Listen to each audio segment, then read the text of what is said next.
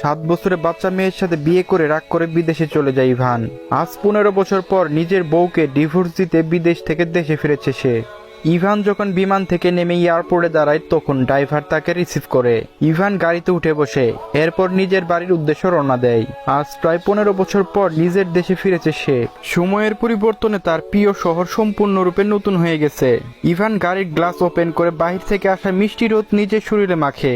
বিদেশে থাকতে নিজের দেশকে আর এই শহরকে অনেক মিস করেছে সে, কিন্তু তার আম্মুর ভুলের জন্য তার দূরে থাকতে হয়েছে সবকিছু থেকে। হঠাৎ করে 15 বছর আগে ঘটে যাওয়া সেই দিনের কথা মনে পড়ে যায় ইভানের। অরুণা বেগম ইভানের মা, যিনি একজন গৃহিণী, এবং তার বাবা রাশেদ চৌধুরী, একজন ব্যবসায়ী।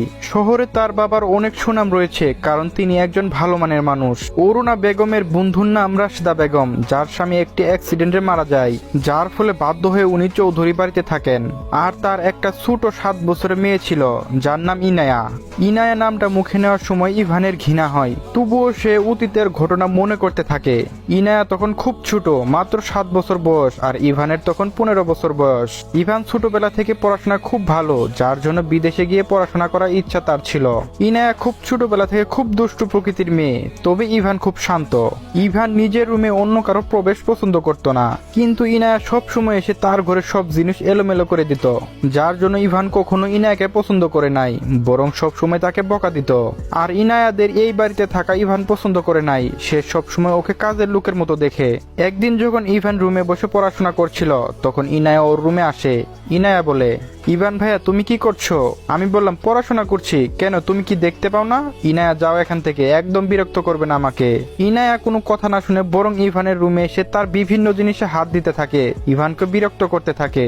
ইভানের রাগ উঠে যায়, সে একটা থাপ্পড় দেয় ইনায়ার গালে। বাচ্চা মেয়েটা গালে থাপ্পড়ে দাগ বসে যায়, সে কান্না করতে থাকে। যা শুনে অরুণা বেগম রুমে আসে আর বলে, ইনায়া কি হয়েছে, তুমি কান্না কেন করছো? তখন ইনায়া বলে, ইভান ভাই আমাকে থাপ্পড় মেরেছে মামুনি। ইভান তুমি কেন ইনায়াকে থাপ্পড় দিয়েছো? একটি ছোট্ট বাচ্চাকে কি কেউ মারে? আমি বললাম, দেখো আম্মু, আমার কোনো দোষ নাই, ও আমার রুমে এসে আমাকে বিরক্ত করছে, যার জন্য থাপ্পড় দিয়েছি। আম্মু বলল, ইভান তাই বলে কি তুমি ওকে থাপ্পড় দিবে? ও না তোমার খালার মেয়ে? আমি বললাম, ও কোনো খালার মেয়ে না আমার, ও এই বাড়ির কাজের লোক। ওর সাহস কি করে হয় এই বাড়ির চাকর হয়ে মালিকের রুমে এসে জিনিসপত্র শুয়ে দিতে? ইভানের কথা শুনে ওর মা একটা থাপ্পড় দেয় ওর গালে। এরপর রাগী কণ্ঠে বলে, ইনায়া আমাদের বাড়ির কাজের লোকের মেয়ে না, বরং ও আমার বন্ধু রাশেদার মেয়ে। উনি একটি সমস্যায় পড়ে এই বাড়িতে থাকতে বাধ্য হয়েছে, তাই বলে কি তুমি ওকে কাজের লোক বলবে ওনাকে? অরুণা বেগম কথাটা বলে ইনায়াকে নিয়ে রুম থেকে বের হয়ে যায়। কিন্তু ইভান সেই দিনে মায়ের থাপ্পড় খাওয়ার ঘটনা এখনো ভুলে নাই, বরং এরপর থেকে সে ইনায়াকে আরো বেশি ঘৃণা করে, ওর সাথে কখনো কথা বলে নাই, আর সব সময় ইনায়াকে নিজের বাড়ির কাজের লোকের মতো করে দেখেছে। কয়েকদিন ধরে রাশেদা বেগমের শরীরের অবস্থা ভালো না। ডক্টর দেখিয়ে জানা যায় উনার শরীরে জটিল অসুখ হয়েছে, উনি আর বেশি দিন বাঁচবেন না।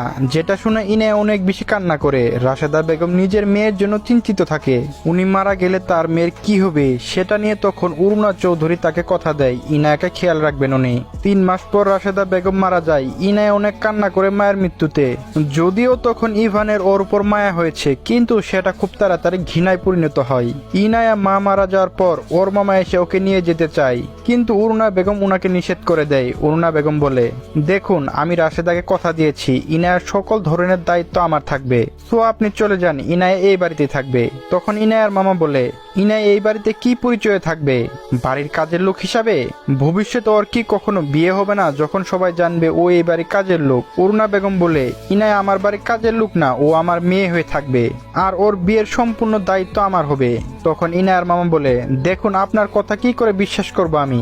ইনায়া আমার সাথে থাকবে, দরকার হলে আমি আইনের সাহায্য নিয়ে ওকে এখান থেকে নিয়ে যাব। অরুণা বেগম কি করবে সেটা বুঝতে পারে না, নিজের ওয়াদা তাকে রাখতে হবে। আর ওই মামা খুব লোভী ব্যক্তি, শুধু রাশেদা বেগমের বাড়ির সম্পত্তির জন্য নিজের কাছে রাখতে চায় ইনায়াকে। অরুণা বেগম কোনো উপায় না পেয়ে বাধ্য হয়ে ইভানের সাথে ছোট 7 বছরে ইনায়ার বিয়ে দেয়, কিন্তু ইভান সেই বিয়ে মেনে নিতে রাজি হয় না। ইভান বলে, মা তুমি বলেছিলে বিয়ে করতে, আমি করেছি, কিন্তু এই কাজের মেয়েকে কখনো নিজের বউ হিসেবে মেনে নিব না আমি।